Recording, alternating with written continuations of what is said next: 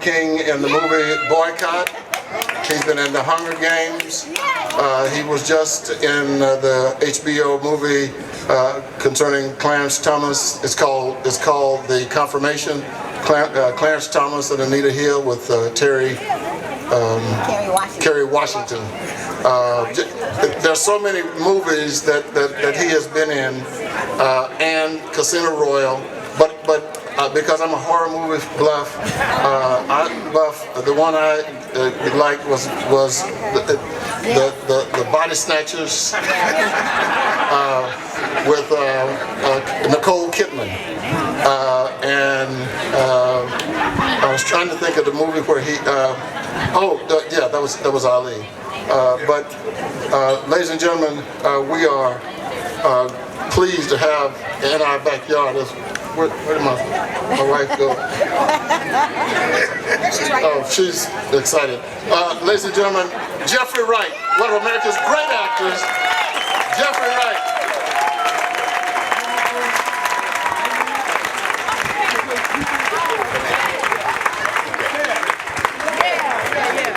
Oh boy! Well, thank you, sir. Thank you, Congressman, and thank you all for that welcome. It's been a few years since I was back in Kansas City. I was here, made a movie back in 1998 called Ride with the Devil. And I think I probably gained 25 pounds while I was making that movie. So the invitation to come here was sweet because I could revisit that, but also because I could taste some of that Kansas City barbecue again. So I'm here for better reasons. Even though Kansas City barbecue is extraordinary, I'm here for even better reasons. I'm here to say a few words on behalf of the next president of the United States, Hillary Rodham Clinton.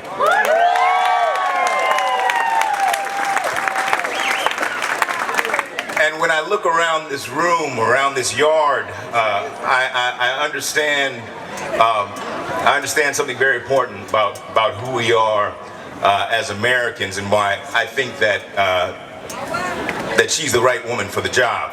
I look around, I see diversity of people. I see diversity of race, diversity of culture, I see diversity of age, but I see one American people. Yes. And that's what we are. That's what our strength is. Our strength is in our collective. And ever since this campaign has started, her message has been about that we are better people. We are stronger people when we're together and we recognize each other's strengths and bring those to bear around the hard challenges that we face as a country. And the message that we hear from the other side is quite the opposite of that. And we woke up to some pretty sad news this morning. Muhammad Ali, great hero of mine. Yes. I mean, I grew up in the 60s, born mid-60s, absent a father. Very much for me, he was the essence of manhood for me. Yes. And a real hero in and out of the ring. I did a movie about him. Will Smith played him. We had the opportunity to spend some time together. In fact, that's why I did the movie, because I get to meet and hang out with Muhammad Ali. Yes. We went down after 9/11, I believe it was September 14th, we went down to Ground Zero together. He flew into New York to make his presence known down there, to support the efforts at rescue that were ongoing down there. And I'll never forget this. It was a rainy day. We went down, and as we came in, destruction was evident, and you saw all the rescue workers and the responders around the area, exhausted, emotionally exhausted, physically exhausted. And when Muhammad Ali, Muslim American, walked out of that car and stepped toward that site, to a man, they recognized him and said, wow, in the midst of epic destruction, Muhammad Ali, he's here to be a part of this, to recognize what we're doing, to recognize what has happened. And he, as well, looked at them and saw their humanity.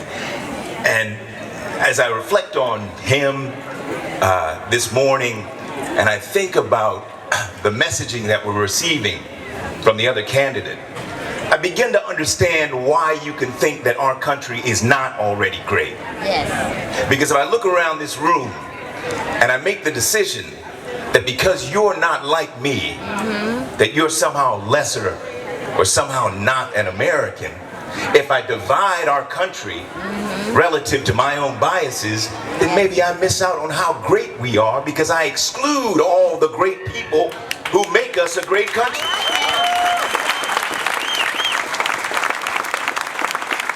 When I start to look at a federal judge, born in Indiana, son of steel workers in Indiana, who was a prosecutor in California, received death threats against drug cartels south of the border, whose brother was a Vietnam veteran, when I start to say he's less than American, then maybe I do think that our country is not already great. If I exclude the extraordinary representative of the American dream from the fabric of America, then I miss the picture. I don't understand who we are.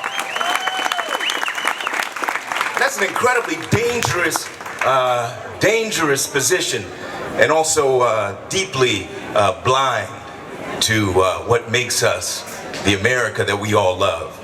And so the message from the start from Hillary Clinton has been that we're better together.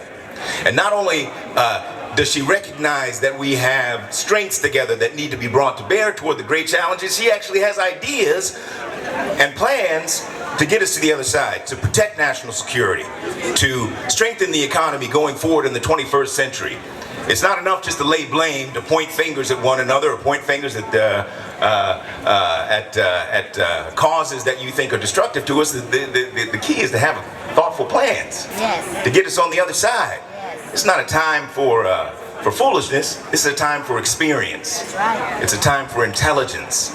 It's a time for a broad vision for a way forward as united people. And so I look around this tent, I look around this yard, I see a united people. I see Missourians, but I also see Americans, and I see myself in you. So thank you for having me here.